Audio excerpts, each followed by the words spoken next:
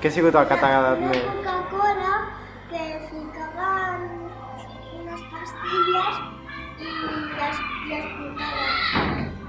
Hi havia una caixa amb un laberint que hi ficaven un cartró que havíem d'intentar ficar amb una fita, havíem